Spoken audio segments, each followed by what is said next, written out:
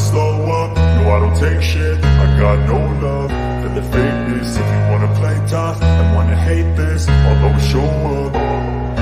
I don't ever slow up, no I don't take shit. I got no love for the fakeness. If you wanna play tough and wanna hate this, I'll always show up and make a statement. I don't ever slow up, no I don't take shit. I got no love for the fakeness. If you wanna play tough and wanna hate this, I'll always show up and make a statement. Everything I do so instinctive and so passionate. Every word I move so descriptive like an adjective. I got a vendetta against people who patented being negative when you should be getting after it.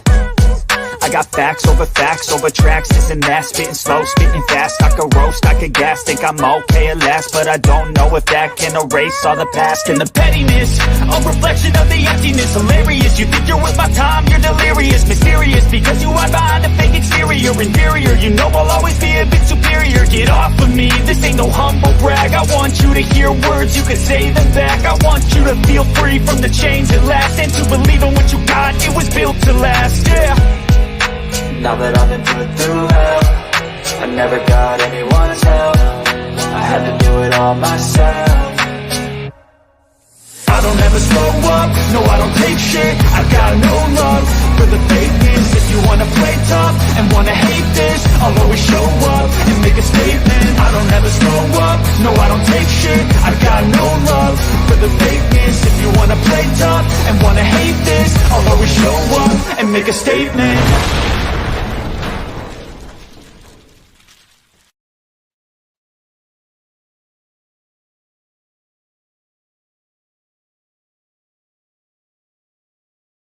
All right, y'all, we're here, we're live. You're watching Buster Unmasked, and look, like this video, share this video, go to Buster H.R. Johnson on YouTube and subscribe to my channel. Hit that notification bell, that way you see when I get new videos coming out. You don't have to look for them or none of that.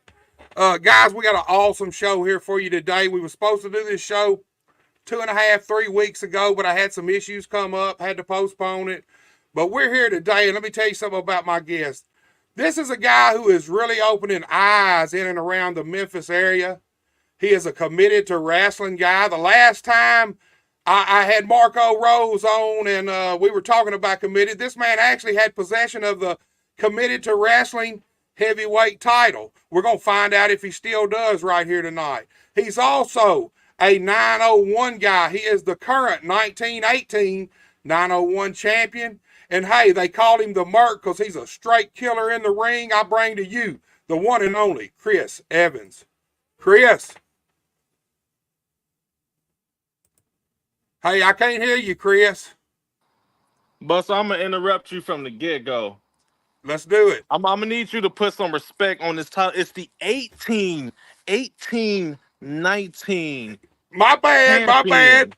I have. Listen, Buster, it's fine. It's fine. I don't know what podunk town you're living in right now. I'm sure numbers don't comprehend to you guys, but it's all right. I'm gonna forgive you. You know, this my first time on your show. I'm gonna forgive you. This one time, the Merc is a merciful man at times, so I'm gonna let you slide. Continue.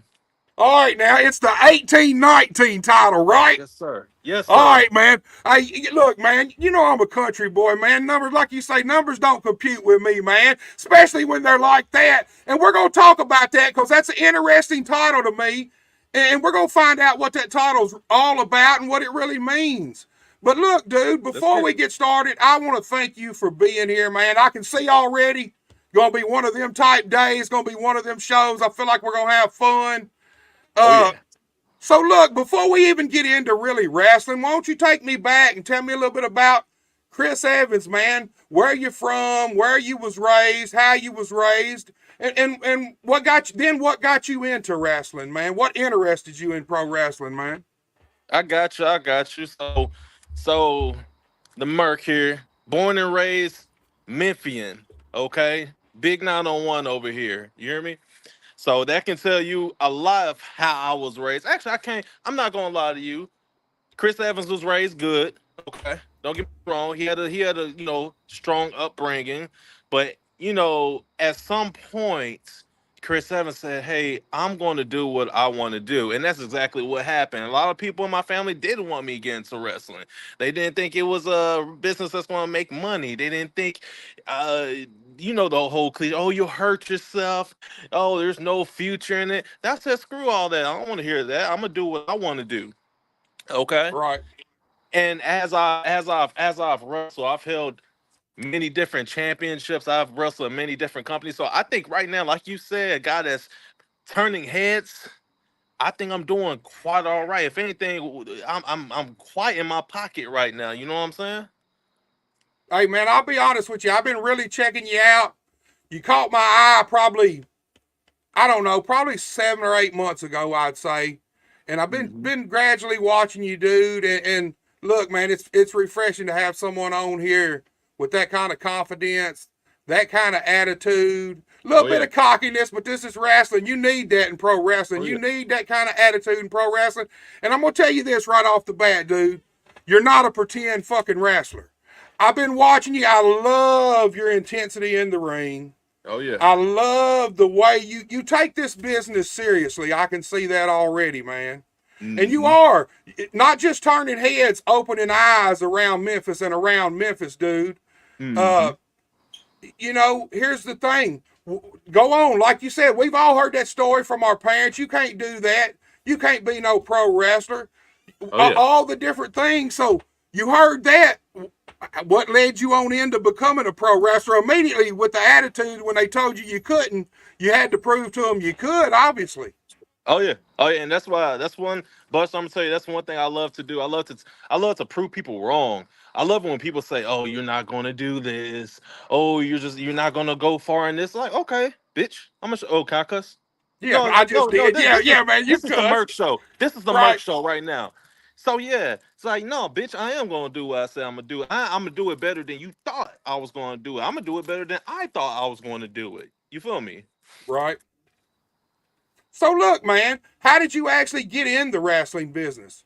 What I got age did you actually get in the wrestling business, and then how? all right. Well, hell, this journey takes me back in ninth grade. The first time I ever stepped foot in the ring. Me, my best friend, Alan. He goes by Alan Dalton. He used to wrestle here in Memphis, and he's starting up his own promotion down in Douglasville, Georgia. IWGP is coming up soon. But we went to high school together. We always backyard wrestled. Him being 2 grades higher than me, he graduated and got to befriend a name that you probably know, a guy named Anton LaVey. Right, And so he trained with him. I came out, did some training with him. That was my first time in the ring, being this is ninth grade. Um, so did that a little bit. Of course, him being Alan being out in college and me still being in high school, we kind of, I don't want to say we drop contact, but he had stuff going on. I'm still in school and whatnot. right. He going to So, bars and shit, and you still in school, yeah. man. Go on, tell the truth, man. Yeah, but it's all good though. It's all good. No love lost, never. And Right, so when I right before, maybe 2 months before I graduated, he hits me up and he's like, "Hey brother, listen, it's been a while. Let's hang out." So we hung out. He's like, "Listen, I'm buying a ring. I wanna get I wanna start training guys." I was like, "Okay, cool. Let's do it." So that summer of 2011, uh bought a ring. Well, he bought the ring. Me, another name you might heard of. He's currently wrestling at VCA, Mr. Daniel Miraculous. Um, yes, we all trained in that summer heat and being Mom Buster. See, a lot of guys, like, don't get me wrong, a lot of guys come up and they're training in these air conditioned, places, maybe a warehouse, some studio. We trained outside in the summer heat. right. We trained outside when it rained, and being out in the summer heat, this was on a black vinyl mat. Okay, Lord, so you take a bump, it's stinging you. So we're training on that. We're outside busting ass day after day, rain, sleet, snow, hail, fog, just all sorts of conditions. Right? Uh, we do that. and we started training with VCA Velocity Championship Action, and from there we did the damn thing, went out there, pretty much held every championship at VCA. Left due to personal reasons and some um, health concerns, then came back into the scene. Was it so to give you a time frame? VCA started around February 2013. Wrestled there till about August of 2016. That was the year my daughter was born. Took about 2 year ish hiatus, then came back right before COVID hit. Then COVID hit, and um, Shut that's everything down. yeah, it shut everything down, man. It shut all my momentum. And so when that happened, I kind of reinvented myself. Wrestling is one of those things that if you don't reinvent yourself, you're gonna get boring. Right. Everybody's gonna see the same shit. Nobody wants to do that. So I reinvented myself into the Merc Chris Evans, and I just ran with it. You know, it seemed like something. I was like, you know what? I think I can form something with this. I just ran with it, and once companies start opening back up, I just got my name out there. I've always been told, man, listen, VCA is cool, but get your name out there. You know what I'm saying? Go travel, get some more experience, because you're Yeah. good. But you can be so much better if you do that. And I finally took that leap of faith, and started getting out there. And I've earned a lot of respect. Getting out there. There's a lot of vets that I talk to backstage that has told me straight up, like, listen, you got our respect. You out here doing the damn thing. And Well, you got to get out. That's how you make connections in this business. oh And you yeah. got to be in their face. If you want to work, you got to be Hmm. in their face, man. If you ain't in their face, there's another guy right in their face, and Oh and yeah. they see him. He's closer right there. A spot opens Hmm. up, boom, he's got it. You don't. You got to be there, dude. Exactly. Oh, excuse me. But so I did that, and man, I ain't look back. I ain't look back. And see, the thing about me is I am the Merc Chris Evans. You know what I'm saying? A lot of people ask me, does it mean you're the mercenary? It's like, no, around Memphis, there's a little term called getting murked. You know what I'm saying? That's getting your ass beat. And that's what I I do. I thought it meant killer, man. I mean, Which you I can mean, get. that's what I see in you in the ring. Honestly, man, I ain't blowing smoke up your ass on that, dude. I Oh was yeah. just watching some of your stuff a week or so ago, Oh yeah. and I mean, here's the thing. Like I said, you're not a pretend wrestler. I like Hmm. guys who go in there and go after it. Got some intensity, got some physicality, makes Oh it yeah. physical, man. You can tell you care in there. You can tell it means something to you. Oh yeah. And I tell people all the time, man, like I love to wake up after a hard hitting match. I don't know, this may sound a little weird, but us wrestlers are weird anyway. But I love like in the Right, middle of the night trying to roll over and be like, ooh, that's sore.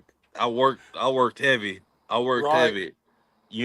Cause you know, if I don't feel that, it's like I don't feel like I did shit. right. No, So I like physical wrestlers. I like physical matches. I mean, look, if we mhm. know we're going out there to do some comedy, I'm all for that too, because that's Oh wrestling. yeah. It's a variety show. I mean, Yeah, we yeah, got to yeah. do a little bit of everything. But when it comes time to go out there and really go after it and have real good matches, I think it Hmm. should be physical, man. I was going to ask you, Hmm. how much do you weigh, dude? Shit, it fluctuates. Sometimes I'm 262, other times I'm 255. So choose your How pick. how tall are you? 6'2". All right, that's what I thought because I seen like I said a couple of weeks ago, I seen a match with you, Ken Dang, and Walker I Hayes, walk the Walker case 13, and when I seen you guys face to face, I thought, for yeah, this right here. For this. I seen it, man. Hmm. You're a good sized guy too. You take pride in your gear too. Is another thing I liked. Your gear looked good. You got a presence about you out there. I thank you, Buster. See. This why I like you. You messed up at the beginning, but you came back and you're singing the praises Come of the on, man. Merc, You and I can't love call it. me out for that, dude. I mean, honestly. So let's talk about it. It's the 18-19 championship, and 18, I'm yes, dying to sir. know what that means, man. 100%. What is that title about? Okay, so I would tell you. I would tell you. So everybody knows that I am 1819 championship, 1819 champion. Currently at 901 Wrestling in different places, but currently holding this at 901 Wrestling. What 1819 means is the founding fathers of Memphis, Tennessee. They founded Memphis, Tennessee in the year of 1819. I love that, man. I So think so so I'm that's sorry to cut you off, but let me say this. To hold this right here and say I'm the 1819 champion, quite frankly, you can have any other championship in this city, but this right here, I'm part of the founders, and it took a lot of work to make Memphis what it is now. So to me, it takes a lot of work to not only have this, but to hold this. To me, this is like my intercontinental championship. That means I am the workhorse. I'm the guy that's busting ass and taking names. Everybody sees this, they know, oh yeah, Merc coming in. He about to move some furniture. Hey, I dig it, dude. I love the concept behind that. I've since the first time I've heard it, I've always wondered what it meant, man, and what it was really about. That to me, that makes it a hell of a lot more. It gives it a hell of a lot more cachet, a lot more interest in it. It's really Mhm. cool, man. And that's something. Let's talk 901 wrestling because I don't really get Let's a talk. lot of 901 guys. I've had Walker on. I've had DJ Fury on at times. Hmm. Uh, so let's talk 901. When you talk about the founding of Memphis, I feel like 901, man, is really starting to catch on as ingraining themselves as Memphis, Tennessee. Yes, sir. I get a lot of people ask me, it's like, after the whole Black Lodge fiasco, it's like, where are you guys at? What's going on? It's like, baby, we at Minglewood Hall. Name. When's the last time, Buster? Where are you from, Buster? If you don't mind me asking. I'm originally from Arkansas, but I'm in Tennessee now. Okay, But I ain't so seen nothing at Minglewood Hall, no wrestling, probably since early 2000s, probably. exactly. For us to bring wrestling back into that what I consider such a prestigious venue, it just means a lot. It just shows that, baby, not on wrestling, we on top. And that's why, if you notice, you know, I've been redefining what the Merc means. And since the Merc is at Minglewood, why not redefine who I am slightly? I'm still the Merc. I'm still gonna come out there and whoop your ass. But why not redefine yourself as the Minglewood Merc, baby? This is what you see right here, and this is why I'm coming to you addressed as the Minglewood Merc. So let's talk about the Merc, man. Yeah, let's talk. How did you come about that, dude? I feel like it's a big part of your personality. And the thing about, here's the thing about stuff like that, I feel like it works. It's best when you have some of that in you, when you have that Mhm. inside you already, and you're just basically showing people a real side of you, another real side of you. So let's talk about the name because obviously, apparently, you started because you said a while ago. Then the Merc came about. So, what did Mhm. you actually? Was you just Chris Evans when you started? Yeah, man. Hold on, I'm about to put this 20 pounds down real quick, if you don't mind. Ugh. But yeah, so you want to get into the origins of the Merc? I'm gonna give you to the origins of the Merc. A while back when the Merc started, bright-eyed, bushy-tailed, young guy. I went as the kid Chris Evans, okay? And eventually, a man grows up and he can't be calling himself a kid, right? You know what I'm Right. saying? I understand rest like, yeah, that's that young kid right there. Oh, that's the kid right there. Eventually, I You turned ain't that heel. kid no more. I ain't that kid. I'm a grown ass man. Right. So eventually, I turned heel. Turned on my partner, which was Alan Dalton. We were tag team champions. Pulled a okey doke on him. And I was running as a heel towards my end of my first tenure at VCA, but I didn't have a name nor persona associated with them with the heel turn. Just Chris Evans. He's a bad Right. guy now. And so when I left VCA the first time, when I took my hiatus, I always had like these inklings of wanting to be like this darkish character coming back to pretty much beat the people who I thought wronged me, so to speak. Right. And so initially, yes, when I thought of the Merc, I thought of like maybe like a dark mercenary type deal. And as I ran with it, I thought to myself, how viable, how commercial is this? Can I run with this more and more? And personally, me, Buster, I'm not gonna lie to you, I'm not a big fan of characters, so to Right. speak. Like this ain't the '80s anymore, you know. No, I'm I with you like to on be that, man. I like to be reality based because that's pretty much what the state of wrestling is. It's more reality based.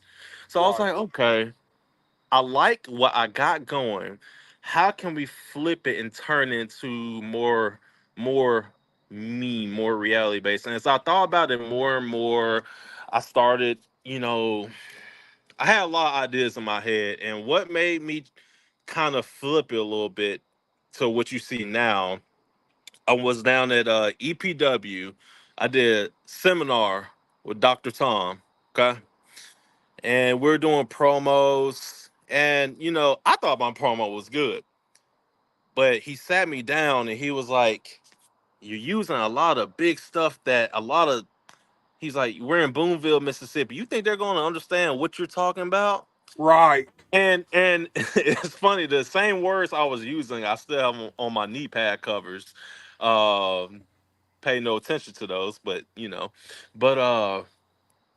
it just resonated with me a lot. And I said to myself at that moment, I think it just really it snapped. And I was like, be more reality based.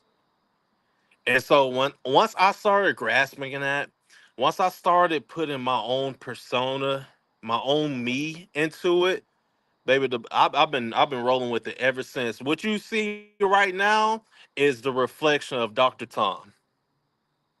And here's the thing, he's 100% right. Know your audience, know who you're Mhm. talking to. You Mhm. can't talk over people's heads. If you do, You lose you're them. going you're going to lose them. It's as simple as that. Talk to Oh them. yeah. Don't Oh yeah. talk at to them. Talk to them. A perfect example: CM Punk. He talks to Hmm. the people. Dusty Rhodes Hmm. talk to the people. Jerry Hmm. Lawler talk to the people, not at Hmm. them. A lot of guys go out there and talk at them. Here's a guy who talks at them, The Rock, but he's so damn cool that he can get away with it. But everybody can't get away with being that just that over the top. Oh yeah, Talk, he has talk. the charisma for it, and that's Right, actually one of my childhood favorites. If you see some of the charisma I try to throw out, that's one of my favorites. I enjoy that charisma. right. No, I agree 100%, man. To me, because that's the first thing I thought. The Merc, killer in the ring. That's why I opened it up like it is, and I see that. Hmm. I mean, I can see the correlation, but I also see your need to make it fit you. Give it a Hmm. different meaning, almost, pretty much. You know what I Hmm. mean? Yes, Make it mean sir. what you want it to mean, not mean what the definition may be or what other people use it as. Make it Hmm. identifiable with you, man. That's wrestling 101. Here's Oh the yeah. thing about pro wrestling: before the people give a shit about anything you do in the ring, they have to Hmm. give a shit about you, the Exactly. person, the character, the persona. That Hmm. that's that's one thing. That's the key to getting over. Once the people identify with you, you can do anything. Then they're going to be Oh yeah. with you. If you want them to hate you, they're going to hate you. If you want them to love you, they're going to love you. But first, it's the character. It's you. It's your personality. That's who they identify Oh yeah. with right off the bat. Oh yeah. I actually there's a podcast. What's the name of the podcast? And in this corner, and I don't know what you'll call them, a not announcer, but one of the guys on the podcast, he was noting that the thing about the Merc is he interacts. See, on that three-way that you saw right before the match started, they were saying our names. I've got the belt held up high. There's a fan out there, and I know his name, and I'm not going to say his name because he doesn't deserve his name being shouted on the major broadcast that you have, Buster. But he says the Merc sucks. And so I turned to him because that's illogical to me. I tell him I'm the champion. How do I suck? If anything, these two chumps are the ones that suck. I'm the champion. And even after the match, I got up and I got right here into his face. I say that shit again. He ain't say that shit again. Right. And that's something else too, man. That's something I see on different wrestling companies. It's been a few months back, but I seen actually on one of the TV companies around here, I seen one of the heel wrestlers get right up in with the fans, and he was trying to get a chair from the fans. Actually hijacked the chair from him and would not let him get it. And man, all I thought was, man, if that was me. That's all I could really think. If that was me out there, the motherfucker would have gave me that chair. He would have handed it to me on a silver platter. You got to make people believe. You got to be believable. Here's the thing: we're wrestlers. We're not actors. We're not actors. We're wrestlers, and I mean, people's got a habit now of thinking that it's all pretend. No, I ain't pretend. You know what I mean? Uh-huh. Oh yeah. I had a match at Black Lodge against my cousin, Prince Adonis, Donis Staples. And before I know a lot of people are like, oh, they're just talking like they're cousins because it's wrestling. It's not real. We are in fact actual cousins. Our grandparents, my granddad, his grandma are cousins. So to give a little insight on that. But anyway, we were having a Falls Count Anywhere match. We tore up Black Lodge. And there was people just right in front of me. I just shout, move the fuck out the way. Sure enough, the waters parted like Moses. Right. You know what I'm saying? Because they're like, oh, I don't want no piece of that. Right. So it's like you gotta have that. I mean, don't get me wrong, I'm not a small dude, so that helps. But at the same time, a lot of times you gotta feel that inside of you. You That's gotta right. know it's inside of you. You know what I'm saying? They got to feel that inside of you. Oh When yeah, you tell them, get the fuck out of the way, they have to know that you mean that shit. oh yeah, because they gonna know if you real or not. That's one thing I love about fans. They know if you real or not. No, I'm with you 100% on that, dude. And I see that in your work, man. I mean, really, I'll be honest with you. I think you ought to be, I really think you ought to be trying to get in NXT. Oh yeah, I do. I'm here for it. I do. I think you ought to be trying to get in NXT. You're big enough. You look good. You're in shape. You're not a muscle bound dude, but you're not a fat, flabby dude either, man. You're a solid dude. You got good looking gear, and your work in the ring. I like the intensity, man. I'm just telling you. You really, really, really opened my eyes when I really started watching you and really paying attention to just you when I would watch the matches. I'm telling you, man, you gotta. There's something there, dude. Definitely something there. You. Well, like I said, I feel like I found my pocket. I feel like I found my working style, my wrestling style. I feel like right now everybody talks of that prime. I feel like I found what makes me click. I found what works for me. Uh, yeah, I'm just in that zone right now. I'm there. And I like what you just said. You're in your pocket because here's the thing. A lot of times the gimmick can be on point, but your wrestling, your in ring's not quite right. They don't match up. When they both match up together at the same time, that's when you really start seeing magic in the ring. That's when you really evolve right there. You know that, hey, I'm on to something here, you know. Yep. And I mean, like I said, the proof is in the pudding. I've got my vets telling me good things. Don't get me wrong. I still accept my, you know what I'm saying, any critiques as long as it's helpful. My ears are still open. Bus, I've been wrestling for 10 years now. Right. But my ears are still open. You know what I mean? And if you a young wrestler, you about to get in the business, you just got in the business, man, keep them ears open because that's gonna save you an ass whooping.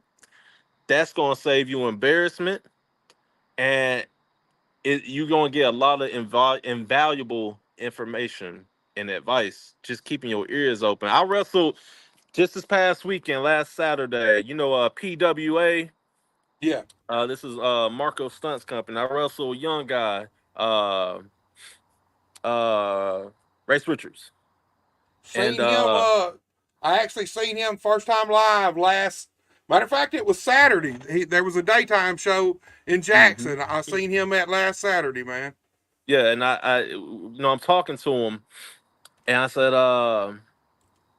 talking to him like, how long you been working? And he's like, it's about to be my 27th match. I was like, okay. I said, keep your ears open. I told him, I was like, the way he works and the way his body is, I was like, I can see a lot of edge in you. You just bulk up a little bit, like I could see something bright. But I tell every young person I come across in the locker room, I say young person, every young talent I come across in the locker room or that work, I say, listen, bro, you're good. Just keep listening. Right. Yeah, I like him too, and I'm like you. He's a tall kid, man. He's Oh fucking yeah. hell. He's probably what 6'2"? Is he as tall as you? Yeah, I think we were standing up in the ring because, like I said, we worked each other. I think it's about 6'2". Yeah. Yeah, I didn't think about Edge. Because I was doing commentary, but you're right about that. Now that you said that, I Hmm. see that it's kind of built. It's kind of what he looks like. Is just the way he carries himself is kind of like that. So I was impressed with him at Jackson, and that's the first time I'd seen him, and I knew he hadn't had many matches. I knew he hadn't been in the ring very long. Didn't have much experience. Uh, Hmm. but how was your match with him? How did it work out? Oh, it was solid. You know what I'm saying? I told him I didn't have any complaints. Of course, there's gonna be like the here and there stuff when you're green. There's gonna be like small stuff, which I tell him, hey, listen, it's just gonna take time to grow out things. Like my biggest thing was slowing down. When Right, I first started, it was slowing down, and it's crazy. It's taking me. It took me a while to fully realize what the slow down mean. It doesn't right, mean, hey man, you're going too fast. I mean, yeah, it does mean you're going too fast, but at the same time, it means, you know, it means if you're, taking a move, selling it, let the crowd see your face. Let the heel get a chance to talk some shit. You know what I'm saying? And on the flip side, if you're a heel, that doesn't mean get all your shit in the heat. Bam, bam, right. bam, bam, bam. It means, you know, close on, boom, like, oh yeah, I knocked the wind. The Just fans selling need it. time to absorb. The fans need a few seconds to absorb what they just saw for it to Exactly. really sink in. They do, and I was the same way, man. You talked about Anton LaVey earlier. If I'm Oh yeah. not mistaken, he was trained by Motley Cruz, Yep. or at Yep. least Yep. Motley had a big hand in training him. And Motley's the Hmm. guy, because I was like you when I first started. That was my biggest issue, is just learning how to Oh slow yeah. down. And Motley was the first guy to really get me in the ring and kind of slow me down. I mean, just Hmm. slow me down and kind of start letting me see how this thing's really supposed to work. Hmm. And you're young, you're young, you're big, you're hungry, you're Hmm. aggressive. So a lot of times you just boom, boom, boom, spot, spot, move, move, move, move. Yep. Even if you're selling it, you don't really give the fans time to absorb it. And that's a Hmm. big that's telling the story. Yep. That's the part when you give the fans the time to absorb what they're seeing. That way you get the most out of every move or spot you do. You get the Hmm. maximum reaction that way. And it ain't just about the pop, it's about the story you're telling the fans. They don't Exactly. always have to pop on these moves from to be really paying attention and be into what you're doing. Hmm. Exactly. Exactly. And it saves you a lot of breath too, because if you gotta go out 20 odd minutes, well, let me not phrase it, because we're still in the independence. You really don't need a match longer than 10 to 12 minutes anyway. Man, we see a But lot if of you're them though. Oh, I know it. I know it. I say, hey, listen. I say, look, better luck to them. But in the chance that you have to work a match that long, you don't need to go boom, boom, boom. Sometimes you need to sit your ass down somewhere, absorb it all, talk some shit. You know, it's a roller coaster. It's up and down. Because if you're gas middle of the match and you gotta, bump and feed a million one times at the go home, like if you don't know how to pick up your second wind, Right, it's you're done. You're gonna look sloppy at the end. right. Yeah, you're right about that 100%, man. And it is, and it takes a little bit to learn to pace Hmm. yourself in the wrestling ring. It's a little bit different animal, man. Oh yeah. Uh, it's a constant too. People, football players, it's a burst of energy. Yeah, yeah, And then yeah. they got that rest there for a minute. I think Uh-huh. basketball players are probably closest to anybody. I've seen football players try to be trained. I've seen Hmm. professional rugby players, baseball players. Hmm. Basketball players seem to be the close at having cardio for pro wrestling. Oh yeah, I tell people like ring cardio is a different beast just because you're really doing a lot of up and downs. You know what I'm saying? And sometimes you're down for a while, and then you're just back up. And so, like I tell you one thing, Buster, like I know I can move, but don't get me wrong. At the end of matches, I be tired. But when it's Oh time to yeah, go home, I'm giving. That's where that 110% come in. That's where and it comes in. And here's the thing, it takes a lot of effort and energy to move 250, 260, 300 pounds around the ring.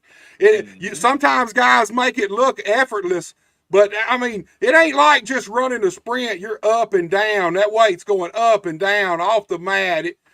There's a lot to it. And like you said, the roller coaster. Here's the thing, start at the bottom. The roller coaster always starts at the bottom. Then if it's Exactly. one of them that takes you up to a drop, they take you up slow and then they So, start dropping you. Wrestling's the hmm. same thing. If you start up here at 100 miles an hour, where do you go from there? I mean, where do you go? You can't start at 100 and then expect to settle them down. You Hmm. start at 0 and you bring them up to 100, and then you start the peaks and valleys of a wrestling match. You bring them up, you set them down. You bring them up, you set them down, and that all goes with pacing too. That's all Hmm. in pacing a match, man. You talked about these 20-minute matches in the indies. I'd rather see a action-packed 5-minute match than a 10-minute match that turns to shit after 5 minutes. Yep. I mean, it's just I'd rather see 2 minutes of good solid action than I would 7 minutes that whatever might Hmm. have had 2 good minutes in it, but the last 4 or 5 sucked. You're like, Look, look, look. Go ahead. give me the two. I'd rather just seen the two in and out. So there's something there, man. I see guys Mhm. do it all the time, man. They carry their matches too long sometimes, and by the time they finish, there ain't nothing Mhm. there. I mean, the crowd's not there, nothing's there. They've done wore them out. Exactly. It's like going back to that roller because there's different type of roller coasters. You know what I'm saying? You ever been on one of those roller coasters that just it shoots you and it twists and turns, it does all this shit and it's over in 30 seconds Right. versus roller coasters that take a good minute and 30, but it slopes and does all this. It's different types of excitement. It's just depending on what it's made for. And that's how a match is. You can have a fast match, and it's probably just like an opening quick 5 minute getting shit in, getting a lot of action in, and boom, then the next match is one of those, coasting roller coasters. You know what I mean? It depends on where. Also, it depends on where in the card that match is happening. And here's the thing, 5 minutes in a wrestling ring, you can do a ton of shit. You can actually start out slow and still a peak and valley them in 5 minutes if you know what you're doing. Oh Five yeah. minutes, 60 seconds in a wrestling ring's a long time. If you ain't never been in there, people don't realize that. They Oh think, well, yeah. 5 minutes for them it might go by fast. But Hmm. 5 minutes, you can tell a lot of stories in 5 minutes in a wrestling ring. If you don't think a minute, 2 minutes is a long time, hit them ropes for a minute, 2 minutes. I bet Right. that motherfucker's a long time then. Right, right. So look, man, but I want to jump back to 901 in a minute because I Okay. want to talk about the move to Minglewood Hall. But let's talk about committed to wrestling. Now, the last time I had Marco on, you were Hmm. interacting back and forth with Marco, and you actually had possession of the committed to wrestling heavyweight title. Do you Hmm. still have possession of that title? So let me tell you, long answer. I mean, short answer, no.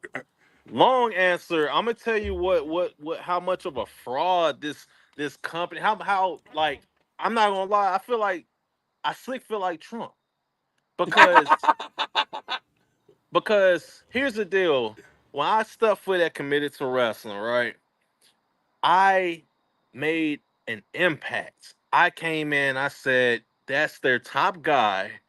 I'm coming in. I'm making an impact some way, somehow," and I did. And yeah, I get the number one contendership taken from me, right? We know the story. I've talked about this, right? And this becomes a big whole thing, and I'm like, okay, you want to take something from me? Fine. I'm just going to keep doing what I'm doing until you acknowledge me as the number one contender again. Because I'm not going. I'm a petty soul, Buster. I'm a petty soul.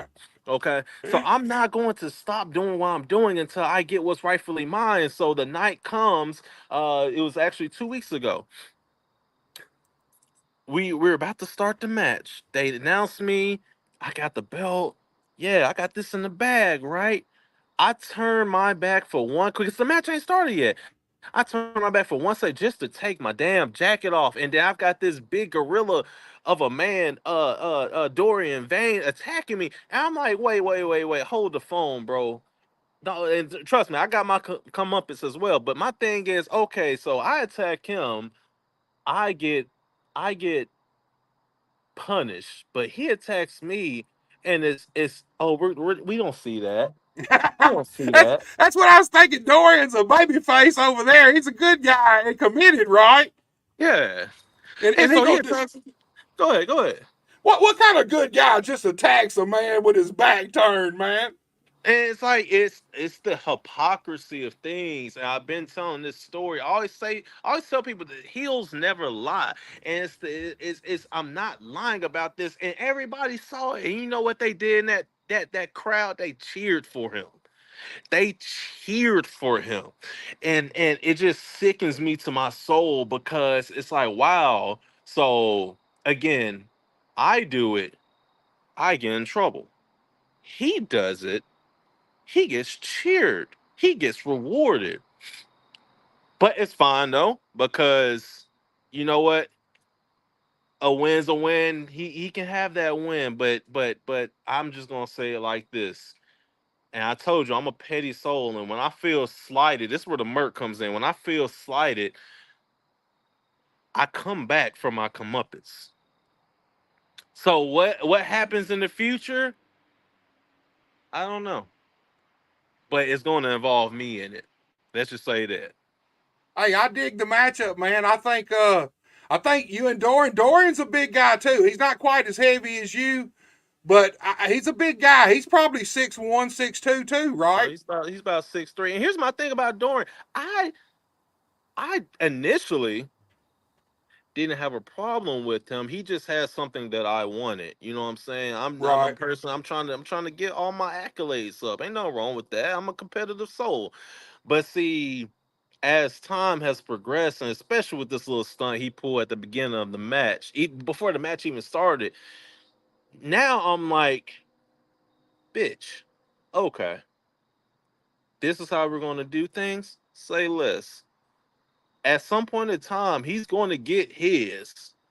It's just only a matter of time because he will be caught slipping again. See, the thing is with him holding that championship is that now he has a false sense of safety. Oh, I got my championship back. The Merc is out. He's not worried about this anymore. Okay, cool. I'm fine. On to the next. Don't ever count me out. That's the worst thing you can do. Well, since we're talking about Dorian, before we get there, when's the next committed show?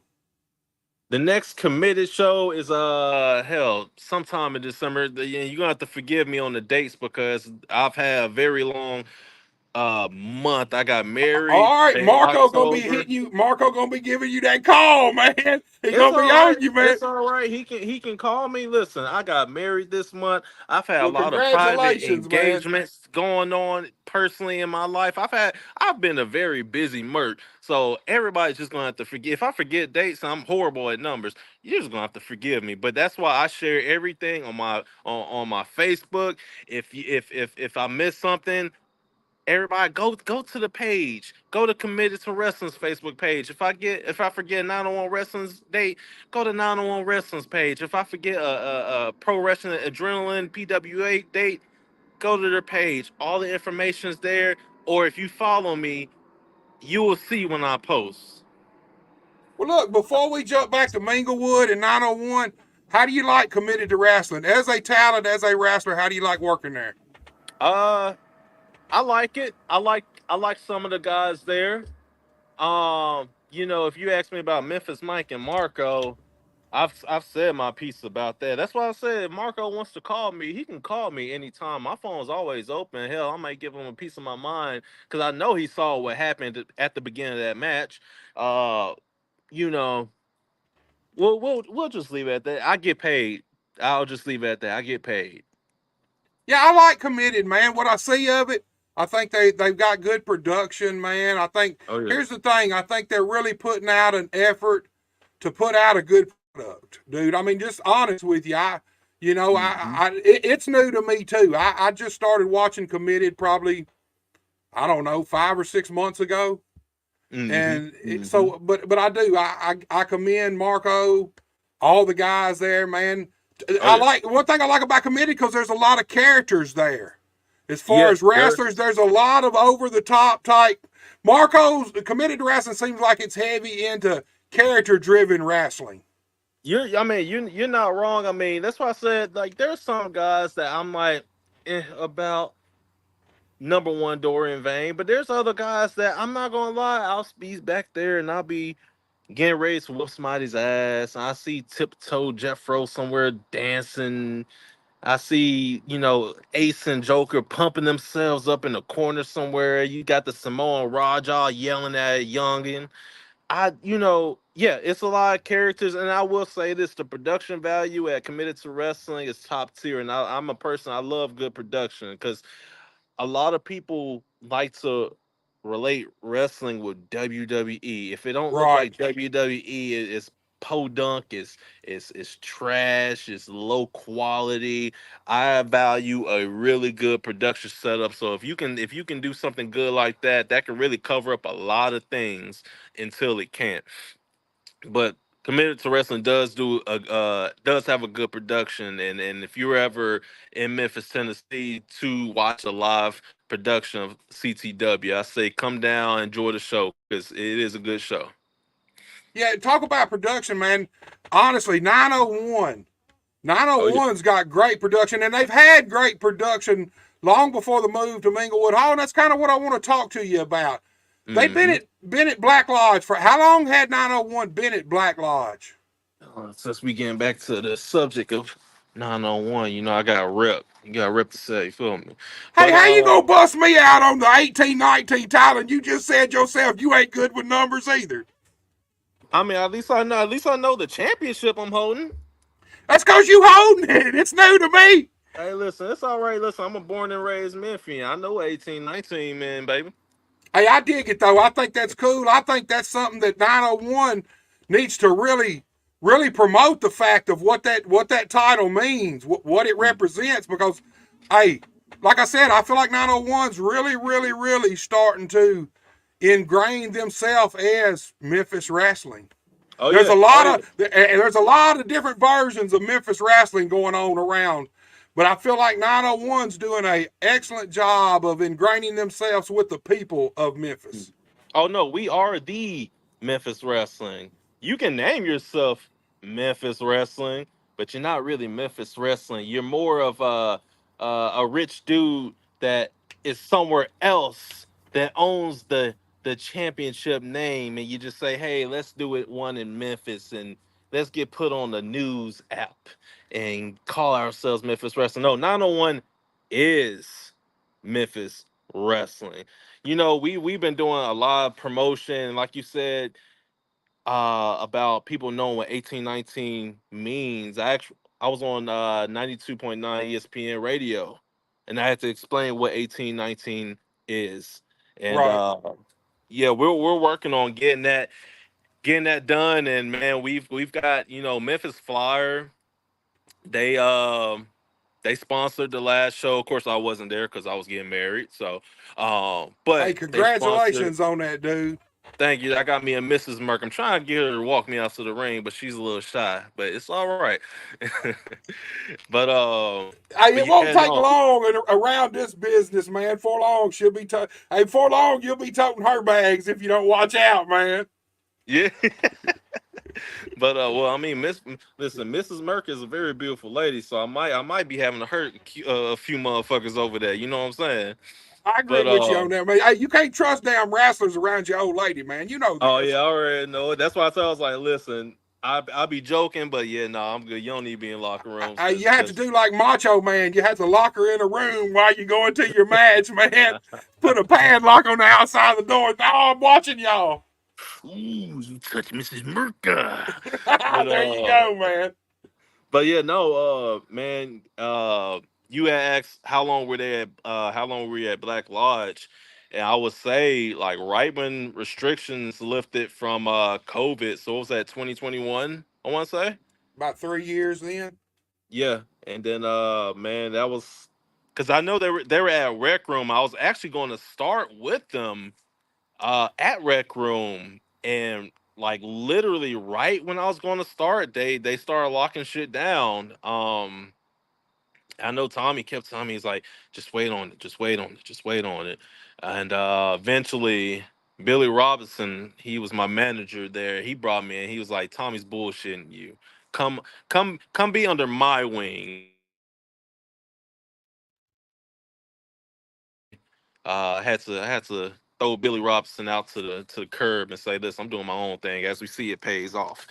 Uh, but yeah, man, it's man, being 901's been great. You know, like I said, we're at Minglewood. The production's great. The crowd is always fired up. They're always in Yeah. it. Let me ask you that. Let me cut you off right quick, Yeah. because I'll forget if I let you talk too long, I'll forget all about what I was finna ask. But let's talk about the move from Minglewood, because here's Hmm. the thing. Did you guys know? Did y'all already have that venue before y'all actually did the last show at Black Lodge, or was the Man, last show at Black Lodge could have been the last show right so now? I don't get into the business side of things because I'm just not in. When I get into the business side of things is when You I get in start slowing trouble, down in the ring. Well, not only that, but yeah, I mean, I feel like there's a way you can get into the business side without politicking, you know? right? And don't get me wrong, like a lot of stuff that I am involved in, like my matches, my angles and whatnot, I do throw my ideas out there. And I make sure it's cool with everybody. I make sure it's cool with Tommy. I make sure it's cool with whoever I'm working with. I make sure like we can all be in agreement. So I'm not Right. taking liberties because we all have to work with each other. And I hate egos in this business. I really do. That's the biggest thing I complain about is why do people have such big egos in a predetermined live action sport? You know what I mean? Man, and here's the thing. Right now, around here, it ain't like, I mean, truthfully, everybody's pretty well equal. All the Hmm. good companies, it ain't like there's a CWA. It ain't like Jerry Jarrett's still the top promoter running the town, different towns every night of the week. Hmm. Everybody's out here fighting for the same piece of pie, Yeah. Yeah. you know? Yeah. And so, talk to me about the move to Minglewood, man. Because here's the thing: I think it was a not only a smart move, but I Hmm. really think, man, Minglewood Hall in 901. I think maybe that's the home. I think that's the identity, maybe. And I think that's maybe what 901 has been needing. I love 901 at Black Lodge, but I feel like there's something different going on here at Minglewood Hall.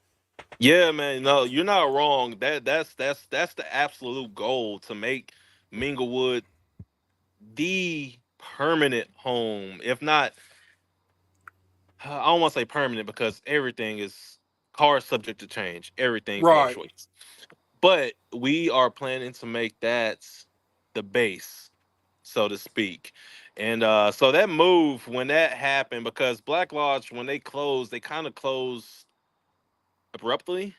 They gave right. us the news very abruptly, and so it was like, well, shit, what do we do? And I'm not gonna lie, I'm gonna give the props to Tommy, to Kevin Cerrito, to Anthony Sane, to not only keep the ship rolling, because these guys know a lot of people, but to be able to get us that connection to say, listen, take a chance on us, because at first they did not want to have wrestling at Minglewood Hall. Last time they had wrestling was WWE NXT, and then before that, I think was it Kevin Lawler was running. They didn't Where want. did TNA run? They didn't run Minglewood the last time they were here, did they? They ran at South. Graceland at the guest house. If I want to Okay, say, okay. if I'm correct. Um, but no, Minglewood did not want to do wrestling, and they're really taking a huge chance on this. And I'm gimmicks aside, I'm super appreciative because man, like, to say, me and my family, we drove past there, and I told my daughter, of course she's seen me wrestle. I tell her all the time, like, I wrestle in there. That's one of the places I wrestle. Right, So, and I mean, just having that love to be like, okay, having that love and trust for them to say, all right, not on wrestling, let's do this. Let's make it happen. And the amenities are so plush. Like, listen, as a wrestler, you have to set yourself like a superstar. But man, when I tell you, those amenities are, you go oh get my god, spoiled, dude. You go get yeah, spoiled. man. And Like, I'm when gonna go ahead, go ahead. I was gonna say, like, when you're coming out to stage, like, the gorilla looks like a gorilla, and you have multiple different rooms to set up, so you're not bunched on top of each other. You can we got monitors, like, it's nice. It's Right, nice. right. I just did it. I had a point I was gonna say, and then damn if I didn't forget it, Chris. I'm the same way. Shit, what the fuck was I gonna say, man? Damn. We talking Minglewood Hall. I'll think of it before we get off here. But if I'm thinking right, November 24th is the next show at Minglewood Hall. Yes, sir. We're in the midst of our classic right now. So pretty much it's a tournament for the winner of this tournament. They get their shot at the championships, and it's looking quite nice. I've got a couple of I got a couple of things up my sleeve. I'm not in the tournament because I already got mine, but I do have some things up my sleeve that you just have to stay tuned to see, because I don't know. I just feel like certain people in that tournament, they I feel like they hold themselves very high, and I don't know, it kind of rubs me the wrong way, because it's like you're not even a champion, so bring yourself down some. Oh, you'll just have to stay tuned to see. I know what I was gonna say, man. When y'all went to make the move before you actually did, when I Hmm. seen Action News 5 there covering some Hmm. of the 901 stuff and talking to some of the guys right Hmm. there, that was a little eye opener right there, because you wouldn't Oh yeah. figure Action News 5 would have promoted that. Oh yeah. And And see, I we're. think Oh, go ahead. I'm no, sorry. no, I think that's something that people need to maybe need to take a little notice of, because Hmm. I mean, you just figure with the way with the way wrestling's laid out around Memphis and who's where, that wouldn't have Hmm. been something that I figured Channel 5 would have went and covered. Oh And yeah. they Oh yeah. did. So that tells me a lot right there. It says a lot to me about what's going on in the wrestling business around our area. Oh yeah. And see, here's the thing: a lot of people don't know is, even though we're having great success, we still get a lot of shit thrown our way by other companies. I'm not even gonna say companies, just people who run different companies. I'm not gonna say any names because I'm not gonna fan the fires, but a lot of people still, don't respect it. Even though, like you said, we had Action News 5, even though we're sponsored by Memphis Flyer and have been on Memphis Flyer, even though we're on 92.9 ESPN Radio, even though we're on Grind City Media, even though we've had the Memphis Grizzlies come set up camp at one of our shows, and we were even enforced at WWE SmackDown, all of us wearing our blue 901 wrestling shirts, even though we still get so much shit handed to us from from people having beefs with Tommy, from people, oh, I'm sorry, well, having one-sided beefs with Tommy. People want to talk shit about some of our guys. People want to say, oh, they're just bar wrestling, but yet go do shows at bars. People still like to talk that shit, but it's fine because it just means we're doing something right. Young Dolph got a Right line. there. He says they mad, make them matter. You know what I'm That's saying? right. Hey, this is the wrestling business. If motherfuckers are hating on your ass, then you doing something right. Oh yeah. It's just the way. That's just the business itself, man. It's like the egos. It Mm-hmm. ain't never going away. There ain't nothing you can do about it. The best thing you can learn to do about the wrestling business is learn how Mm-hmm. to play the game and beat the game itself, man. Play it the way it's designed to be played and come out the Mm-hmm. winner on it. And if you got people hating on you in the wrestling business, here's the thing: if they hating on you, then they notice you. They're Yeah. taking notice of what you're doing. So that should tell you everything you need to know right there. Oh yeah. And the beautiful thing about 901 wrestling is that Tommy is very encouraging for us to go and do other shows. He's not like some of these other people who say, "Hey, if you do this show, you can't do my show." I hate that so much for some guys because it's like, why be told you can't go excel elsewhere but still come back here? You know what I mean? I never Right. understood why people have this Vince McMahon ish mentality of, oh, you can't do other people's shows. Oh, because I don't like this person over here, If they or paying I you don't Vince like this group of McMahon, people. It's like, if they're paying you Vince McMahon money, then pay me Vince McMahon money, and you can dictate where I work at. It's just simple as that. You know what I mean? and That's it's just the funny. way it is. It's funny. The main people that do this are the main people that think they've got just a big thumb on Memphis wrestling, when it's like, you don't. You don't. And Buster, I don't want to make it sound like I'm talking shit about anybody, because a lot of times I stay out the way. I just do what I do. But it's just something that just is those just little things that just irk me. Because a lot of us guys, especially in this Memphis area, like we work other places. We be Right. in other people's locker rooms. I can name off my hands and feet guys that I will work in one locker room and see them in the following week. You know what I mean? Right. So to say, oh, you can't work here, you can't work there, or yeah, I don't like this person, so you better not work there, else you're not welcome back. It's like, dude, we all interact with each other. You don't think that shit's gonna get out? And here's the thing: there is no, like you said, nobody's got their thumb on wrestling in Memphis. There is no top dog around here. Every dog is fighting. Every dog's Mm-hmm. in that ring fighting. And here's the thing: until a company comes along that puts wrestlers to work 3, 4, 5 nights a week around here in different towns where they're making money, maybe enough to even do this for a living, that Mm-hmm. there's not going to be a top dog. That's the thing about pro wrestling. None of these companies are going to ever get TV rights for anything from anybody. They're never going to be. They're never going to be like Tony Khan or Vince McMahon. None of these TV stations are ever going to pay them any money to be put on. They're just not. It's not there anymore. Yeah, I Uh, mean everything is streaming, YouTube. Like you gotta look at the future. You can't Well, look the at the wrestling past. business has always been built on live attendance. If you Mm-hmm. got a YouTube show, that should be to promote you coming to towns to try to Yep. draw. That's a commercial for your product that you want to go around the territory and sell in different towns. And that's how the Mm-hmm. guys make their living. Here's the Yep. thing: Yep. you can just do TV all you want. If TV don't bring no money, that's a damn waste of fucking time. Mm-hmm. I mean, it's just simple Mm-hmm. as that. If it don't turn into more work, house shows, booking shows where the guys actually get paid, I Exactly. mean, I'm not going to do it, but for so long. You Mm-hmm. might do it for a little while, hoping an opportunity comes. But after a while, if an opportunity don't come, it boils down to it's all about what comes in the pocketbook at the end. Exactly.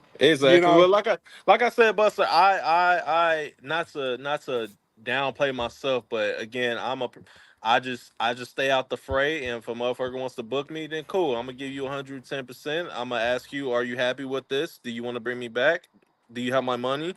And we'll do business another time, because I mean, wrestling is like high school. It's just so much shit going on. I prefer just to stay out the fray. No, that's the best thing to do as a talent, man. Here's the thing: you got to look, you got size, you got charisma, you can talk, you carry yourself well, and you treat this business with respect. You're an asset to any show. Anybody who ain't booking you for any personal reasons they really ain't wanting to try to make money. Is the way I look at it. I mean, here's the thing: you can book your buddies all day long, but if they don't sell tickets for you, I mean, it's a vanity project, is all it is. You just booking your buddies. If I'm running a wrestling show, I don't give a shit whether me and you really see eye to eye. If you can make money with me and I can make money with you, then I think we're going to do business. And Oh yeah. like I said, you see right here, dude, I got your name in lights. Oh yeah. Look, And- I'm expecting to see your name in lights somewhere in the next couple of years, man. oh yes, sir. Yes, sir. And I appreciate every opportunity I get. And I tell people all the time, like, listen, bring me in so I can beat up on your guys. You know what I'm saying? And that's not a shoot. It's not a shoot. I mean, it kind of is, but it's not a shoot. I like to work with multiple different people, because you never know who's next up. Good You never talent's know hard who to knows find. who. Yeah. Look, there's a lot of wrestlers around here, but good talent's hard to find. Hmm. Here's the say: there are wrestlers around here that can work their ass off, but they look like shit.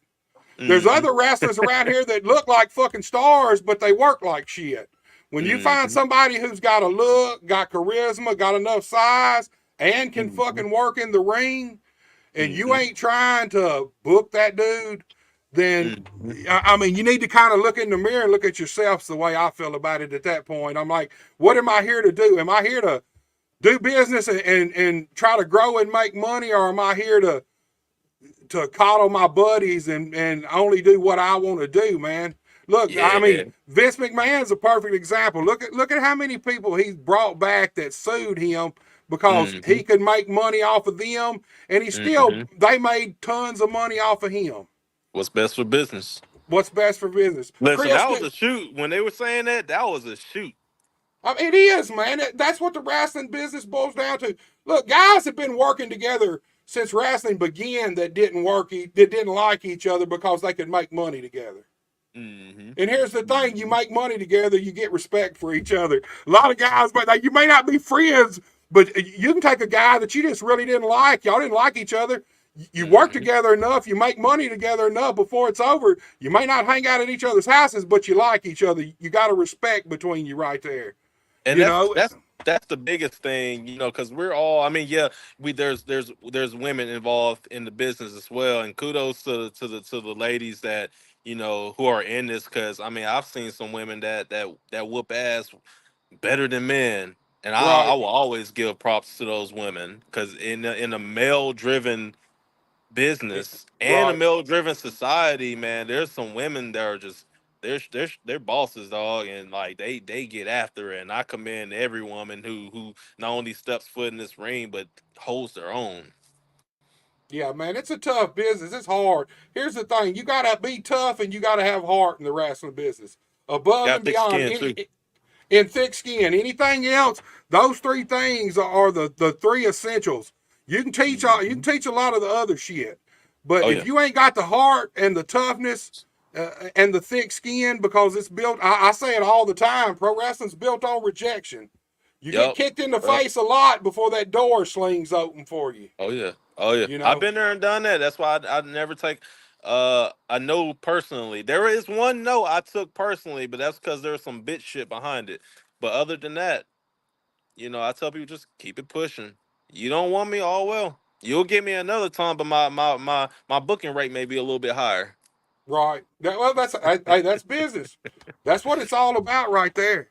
I mean, Oh it yeah. just is, dude. Chris, man, I want to thank you so much for coming on. I have really enjoyed this. I knew when it started off we were going to have fun here, man. I did. Dude, I appreciate you so much for coming on and giving us your time and your Yes, sir. insight into yourself and the wrestling business, man.